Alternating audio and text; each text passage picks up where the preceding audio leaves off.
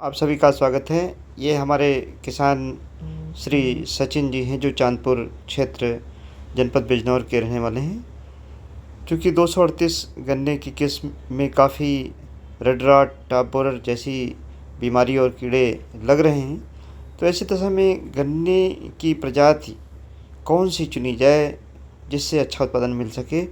ये चूँकि एक बहुत अच्छे किसान हैं, इन्होंने 238 को हटा करके कोलक 16-202 को ट्रेंच मेथड से लगाया है। शरतकालीन गन्ने की बुआई इन्होंने ट्रेंच मेथड से की है और जिस वैरायटी को इन्होंने यूज़ किया है वो कोलक 16-202 है। ये एक ऐसी वैरायटी है जिसका जमाव तेज़ी से होता है और टिलरिंग ज़्यादा होती है, प्रोफ्यूज टिलरिंग होती है।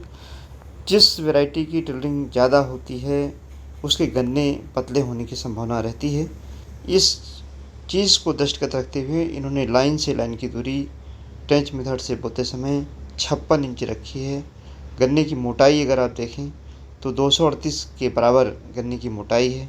अभी अगर लंबाई पत्ती सहित देखें 15-16 फीट का गन्ना 16-202 हो रहा है और कहीं भी रेड रॉट, बिल्ट या रूट स्टॉक बोरर के लक्षण नहीं दिखाई पड़ रहे हैं।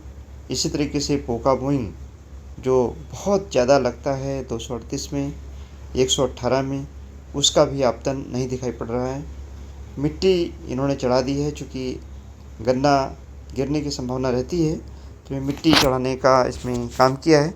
ये एक ऐसे किसान हैं जो अपने खेत में गन्ना बोने से पहले हरी खाद लगाते हैं, कंपोस्ट खाद का प्रयोग करते हैं और हमेशा ये ध्यान रखते हैं कि गन्ने की संख्या बढ़ने न पाए ताकि गन्ने की मोटाई ठीक रहे। बहुत से किसान भाइयों के हम प्लाट को देखते हैं तो ये पाते हैं कि 16-202, 18-231, अभी जो नई वैरायटी 19-231, 17-231 संख्या इतनी ज़्यादा हो जाती है जिससे गन्ने बारीक हो जाते हैं, पतले हो जाते हैं, लेकिन इनके खेत में गन्ने पतले नहीं। इस प्लाट को भी आप देखें, काफ़ी बेहतर ट्रेंच मेथड से इसको लगाया गया है और दूरी इसकी 5 फीट है। अभी जो सचिन जी का हमने दिखाया वो 48 इंच की दूरी है, 56 इंच की दूरी है और इस प्लाट की 5 फीट की दूरी है। तो एक ये बेहतर वैरायटी है। अगर आप लगाने में इसको ध्यान रखें, कम से कम 56 इंच की दूरी रखें और 1 मीटर की गुल की लंबाई में 17-18 गन्ने पर्याप्त होते हैं। अगर उस संख्या को आप मेंटेन करें तो गन्ने की मोटाई बढ़ेगी। जो पतले गन्ने के टिलर्स हैं उनको निकाल दें, नीचे की पत्तियां हटा दें। इससे मिलीबग और अगर आपके खेत में कोई बीमारी शुरुआत में लगी हुई है तो उसका भी निदान हो जाता है। साथ ही बारिश के सीजन में सॉइल का एरोजन नहीं होता है जिसके कारण गन्ने की जड़ें नहीं खुलती हैं और गन्ना गिरता भी नहीं है। पोषक तत्वों की उपलब्धता गन्ने की पत्ती बीच में जब बिछाते हैं तो बनी रहती है। यहाँ पर भी आप देख सकते हैं काफ़ी अच्छी तरीके से मिट्टी हमारे किसान ओंकार त्यागी जी ने चढ़ाई है।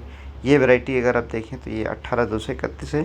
ये दोनों ऐसी गन्ना किस्में हैं जिसका चुनाव करके किसान भाई आने वाले शरतकालीन गन्ने की बुआई में और अभी मानसून बुआई में इसका प्रयोग करके गन्ने का अच्छा उत्पादन ले सकते हैं। साथ में सफसली के रूप में पत्ता गोभी, फूल गोभी ले सकते हैं और मटर, चना तक लगा सकते हैं, आलू लगा सकते हैं। बहुत अच्छी तरीके से आलू की खेती और इवन गेहूँ की खेती, सरसों की खेती भी, पालक की खेती, मूली की खेती गन्ने के साथ में आसानी से की जा सकती है। अलसी, मेथी, धनिया, सौंफ, इन सभी चीज़ों की खेती अगर ट्रेंच बेस से हम गन्ने को लगाते हैं तो आसानी से शरतकाल में कर सकते हैं। शरतकाल में चूँकि गन्ने के बढ़ने के लिए करीब 2 महीने का अतिरिक्त समय मिलता है जिसके कारण गन्ना भी बेहतर होता है और दूसरी फसल भी अच्छी होती है।